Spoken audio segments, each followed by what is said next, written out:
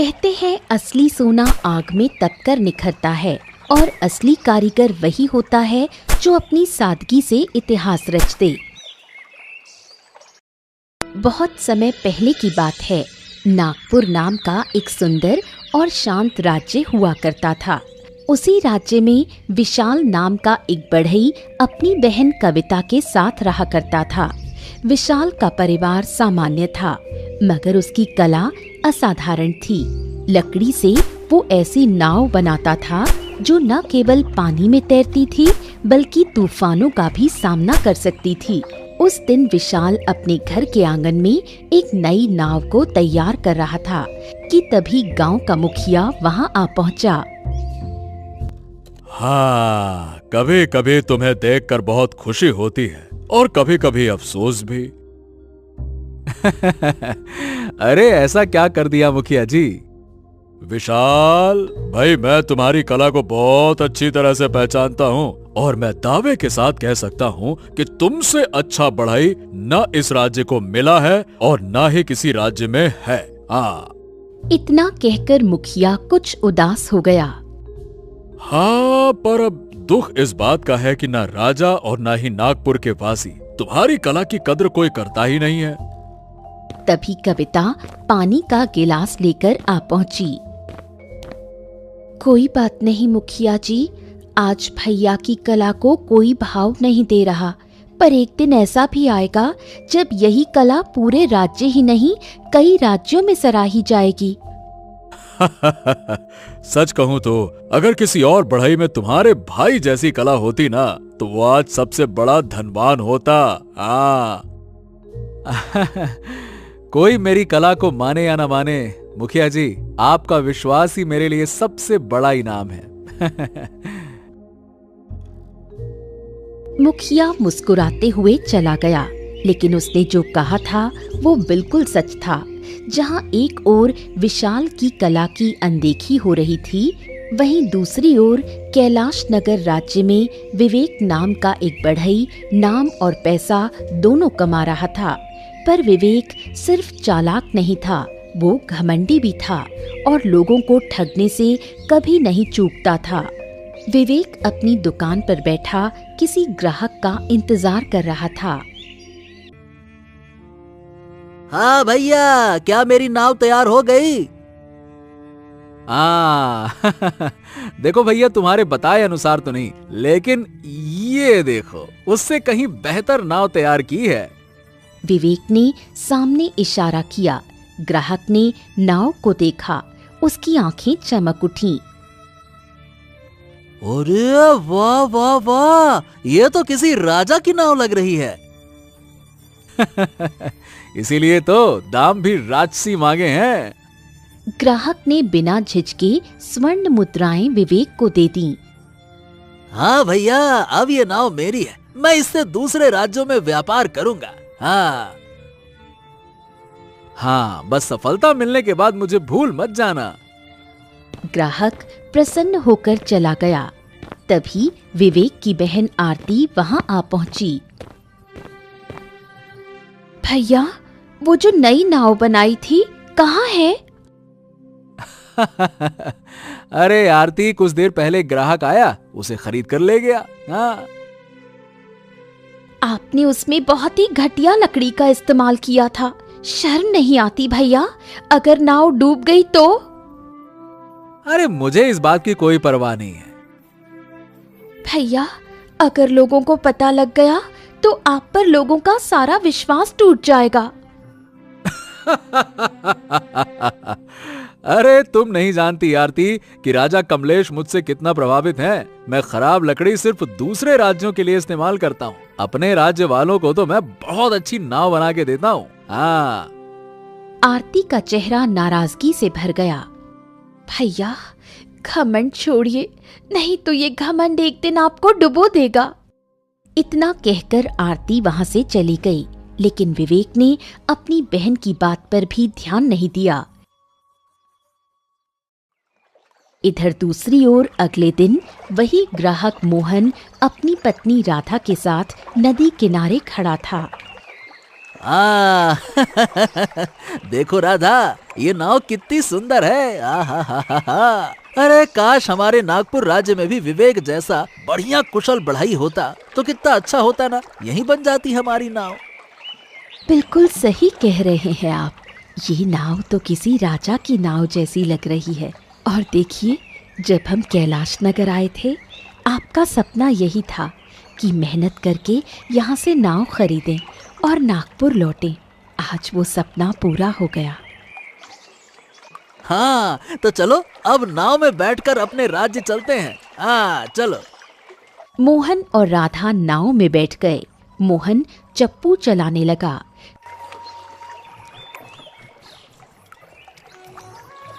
चली रे अपनी नैया, नदिया में चली है जैसे मछलिया। चली रे अपनी नैया।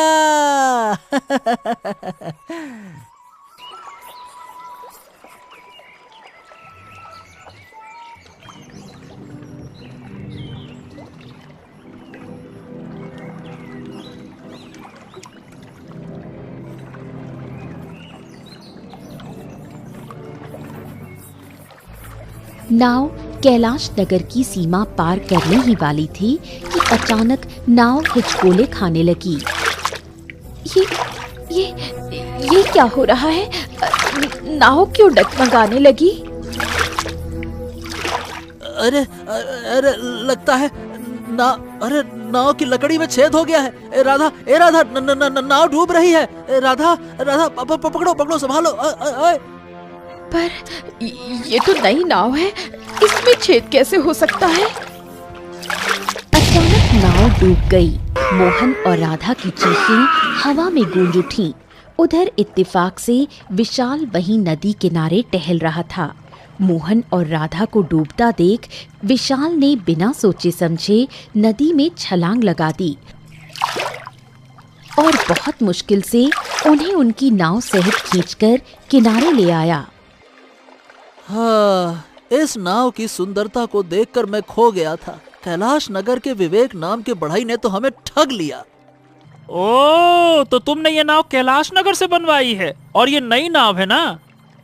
हाँ, हमने अपनी सारी जमा पूंजी देकर विवेक से नाव बनवाई थी और उसने हमारे साथ धोखा किया। ये तो अच्छा हुआ कि हम नागपुर के किनारे थे, वरना हम तो डूब ही जाते। हाँ, हमने इस नाव को लेकर व्यापार करने का सपना देखा था। अब सारा सपना टूट गया। विशाल कुछ देर सोचता रहा, फिर गंभीर स्वर में बोला, चलो तुम दोनों मेरे साथ चलो। विशाल उन्हें अपनी दुकान पर ले गया। वहाँ एक नई नाव पहले से ही तैयार रखी थी, जो उसके ही हाथों की बनाई हुई थी। ये नाव ले जाओ और इससे व्यापार करो। जब धन कमाना तब इसकी कीमत मुझे दे देना, बस। मोहन चौंक गया। उसने नाव को गौर से देखा। अरे वाह, इतनी सुंदर और मजबूत नाव। हाँ, लेकिन इसकी सादगी पर मत जाना। मेरे हाथों की नाव ना सिर्फ नदी में बल्कि समंदर में भी चल सकती है। देखो, मैंने इसमें बहुत ही उत्तम लकड़ी का इस्तेमाल किया है। अरे आंधी क्या, तूफान क्या, एकदम बवंडर आ जाए, ये नाव अपनी जगह से नहीं हिलने वाली। मोहन की आंखें भर आईं। अरे कितने दुख की बात है, हमारे राज्य में तुम्हारे जैसे बढ़ई हैं। और बताओ भला, हम दूसरे राज्य की खाक छान रहे थे और धोखा खा गए अलग से। हम वादा करते हैं, हम तुम्हें कभी नहीं भूलेंगे। मोहन और राधा वो नाव लेकर वहां से रवाना हो गए और एक नई उम्मीद लेकर नए सफर पर निकल पड़े। उधर विशाल चुपचाप किनारे खड़ा ढलती हुई धूप को निहार रहा था। वक्त आगे बढ़ता रहा और एक दिन कैलाश नगर के राज्य में राजा सूरज सिंह अपने सिंहासन के पास बैठा था। तभी वहां उसका मंत्री जगन्नाथ दरबार में प्रवेश करता है। महाराज की जय हो। महाराज, नागपुर राज्य बहुत ही सुंदर है। उसकी जमीन उपजाऊ है, परंतु वो राज्य हमारे अधीन आ जाए तो हमारा राज्य और भी विशाल बन सकता है। महाराज,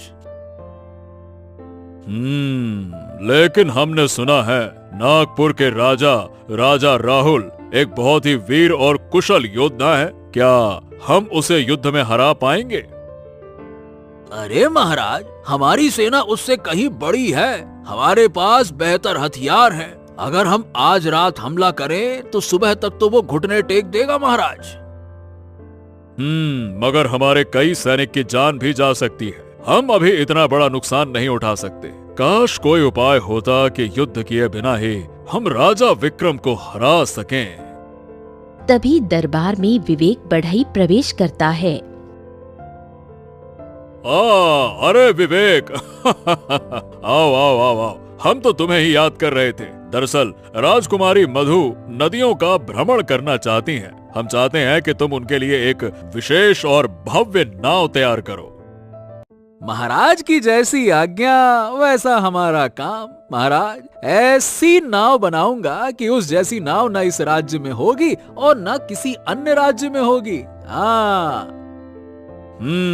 हमें तुमसे यही उम्मीद थी विवेक। तुम जैसे बढ़ई केवल हमारे राज्य में नहीं बल्कि पूरे संसार में नहीं है। बहुत बढ़िया। ये सुनकर राजकुमारी मधु मुस्कुराने लगी। पिताजी, विवेक को देखकर मेरे मन में एक योजना आ रही है। कौन सी योजना? आपने अभी कहा कि काश राजा राहुल को युद्ध के बिना हराया जा सकता, तो क्यों ना हम उन्हें प्रतियोगिता के लिए चुनौती दें। प्रतियोगिता? हाँ पिताजी, उन्हें संदेश भिजवाइए कि अगर वो युद्ध से बचना चाहते हैं तो फिर उनके राज्य का कोई बढ़ई विवेक से प्रतियोगिता करे नाव निर्माण में। जिसकी नाव अधिक सुंदर, मजबूत और टिकाऊ होगी वही विजयी घोषित किया जाएगा। वाह पुत्री वाह, ये तो अद्भुत उपाय है और मुझे पूरा विश्वास है कि विवेक से श्रेष्ठ कोई और हो ही नहीं सकता। मंत्री जगन्नाथ, तुम इसी समय ये संदेश लेकर नागपुर रवाना हो जाओ। मंत्री जगन्नाथ झुकता है और उसी समय नागपुर की ओर रवाना हो जाता है।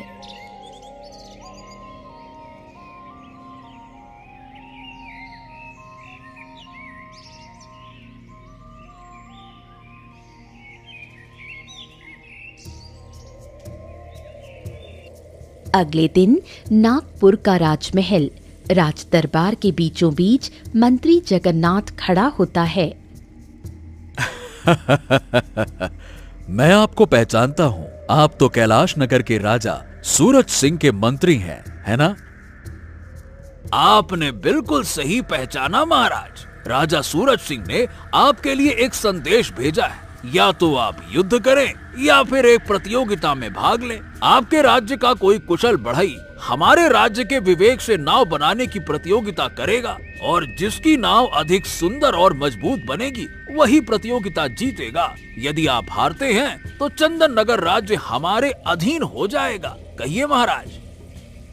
राजा राहुल कुछ देर गहरी सोच में डूबा रहा, फिर गंभीर स्वर में बोला,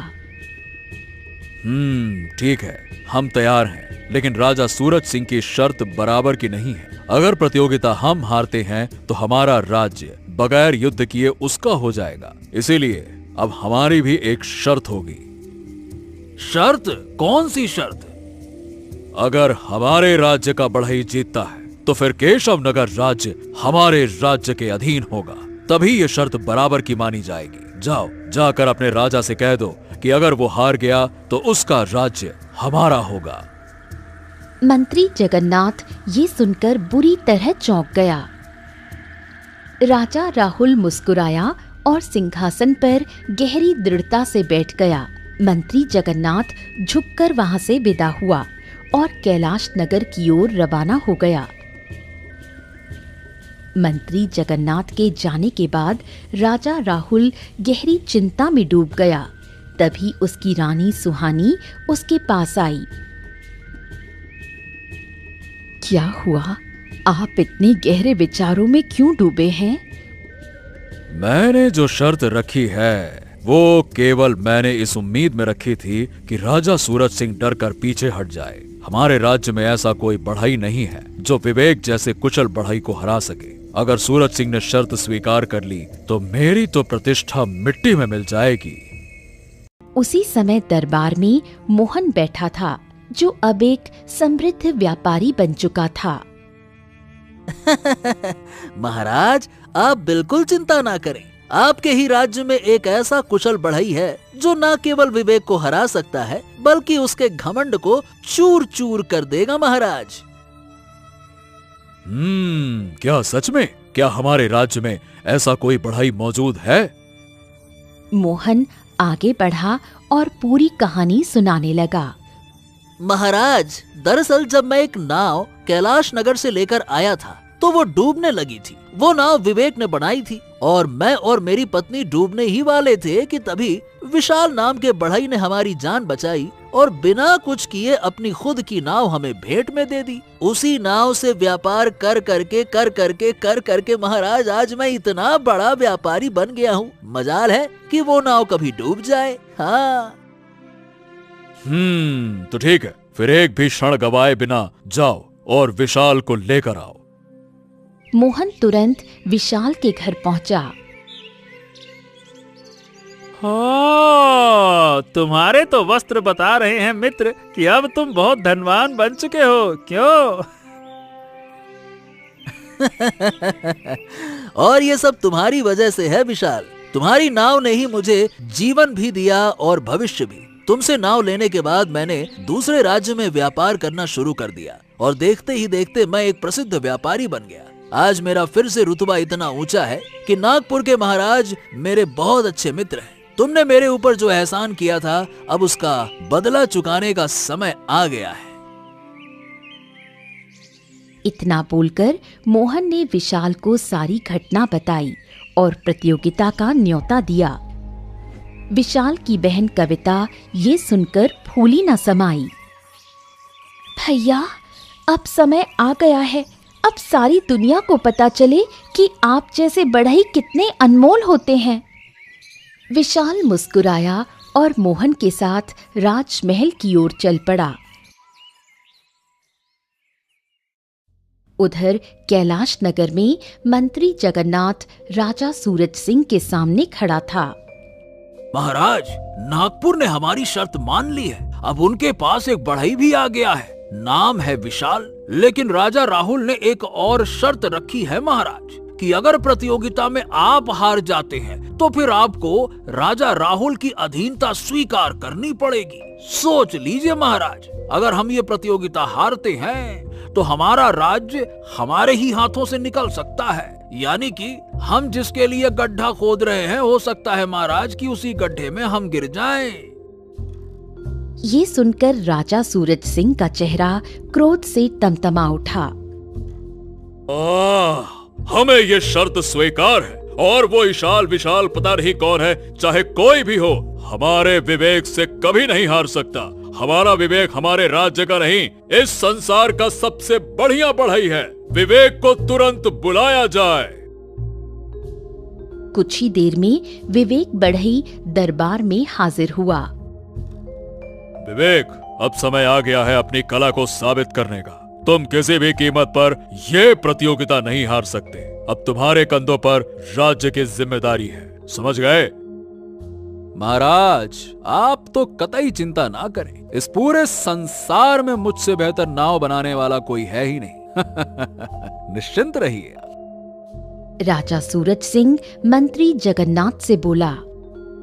तो जाओ, राजा राहुल को संदेश दे दो कि हमें उसकी शर्त मंजूर है। प्रतियोगिता एक हफ्ते बाद रखी जाएगी। एक हफ्ते बाद मैं और राजा राहुल अपने अपने परिवार के साथ एक नदी के किनारे मिलेंगे और वहीं पर हमारे और उसके राज्य के कुशल बढ़ई नाव बनाकर तैयार करेंगे।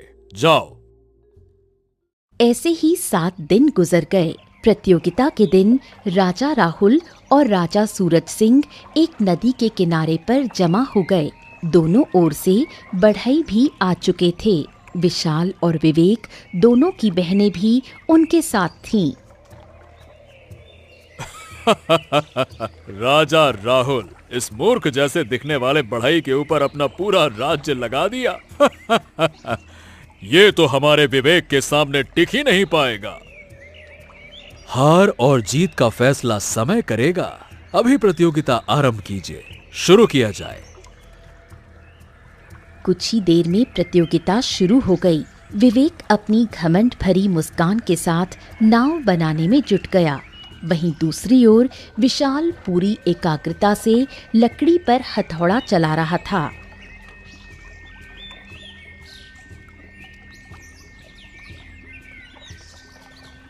कुछ समय बाद दोनों नावें तैयार हो चुकी थीं। विवेक की नाव बहुत सुंदर थी, चमचमाती हुई, रंग बिरंगी, जबकि विशाल की नाव साधारण लग रही थी, सीधी, सरल परंतु मजबूत। जैसा तुम्हारा राज्य वैसी ही तुम्हारी नाव। अरे देखो तो जरा, दूर से ही लग रहा है जैसे कबाड़ी में खरीदी गई हो। जरा इधर तो देखो, मेरे बढ़ई की नाव। आय हाय हाय, आय हाय हाय, क्या भव्यता है इसमें, वाह। महाराज, प्रतियोगिता सुंदरता की नहीं थी बल्कि टिकाऊपन और मजबूती की थी। निर्णय तो तब होगा जब दोनों नाव में यात्रियों को बैठाकर नदी का एक पूरा चक्कर लगाया जाएगा। हाँ हाँ, ठीक है, हमें मंजूर है। राजा सूरज सिंह ने अपने राज्य के 2 सैनिकों को इशारा किया। तुम दोनों नाव में सवार हो जाओ और नदी का एक पूरा चक्कर लगाकर बताओ कि कौन सी नाव सबसे बेहतर है। उसके बाद मैं और राजा राहुल हम दोनों नाव पर सवार करके फैसला करेंगे कि किसकी नाव सबसे ज्यादा बेहतर है। जाओ। ये सुनकर राजा राहुल मुस्कुराते हुए बोला, और वो फैसला कैसे होगा?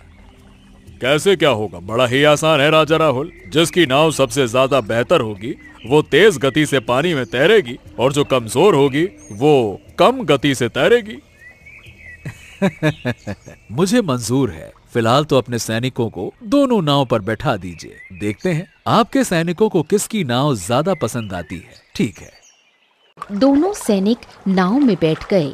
एक ने विवेक की नाव ली, दूसरे ने विशाल की। नदी में दोनों नावें बढ़ चलीं।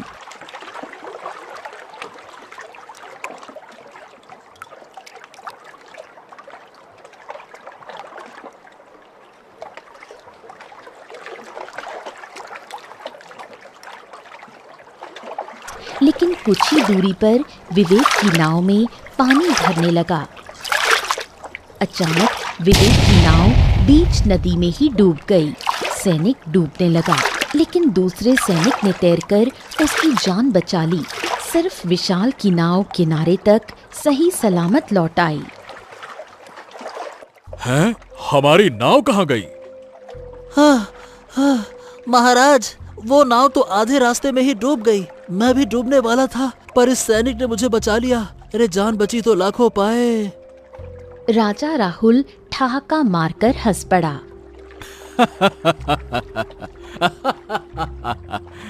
घमंड से कभी भी जीत नहीं मिलती सूरज सिंह। तुम भी घमंडी थे और तुम्हारा बढ़ई भी, और घमंड हमेशा डुबोता है।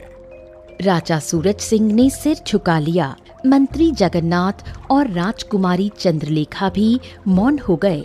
लेकिन तभी राजा राहुल ने कहा, हमें तुम्हारा राज्य नहीं चाहिए सूरज सिंह, हमें युद्ध नहीं मित्रता चाहिए। राजा सूरज सिंह की आंखें भर आईं।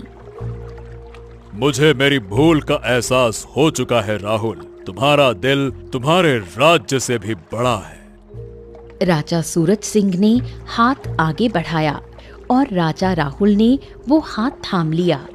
उधर विवेक शर्म से पानी पानी हो गया। तूने न केवल हमारे राज्य की इज्जत डुबोई बल्कि हमारे विश्वास को भी तोड़ा। अब से तू हमारे राज्य का हिस्सा नहीं है, जा। विवेक की बहन आरती रोते हुए बोली, भैया, मैंने आपसे पहले ही कहा था कि घमंड एक दिन ले डूबेगा। इधर नागपुर राज्य में विशाल का भव्य स्वागत हुआ। राजा राहुल ने विशाल को दरबार का राजकीय बढ़ई घोषित कर दिया और उसी दिन से सारे राज्य में एक ही नाम गूंजने लगा, विशाल बढ़ई। कहते हैं असली सोना आग में तपकर निखरता है और असली कारीगर वही होता है जो अपनी सादगी से इतिहास रच दे।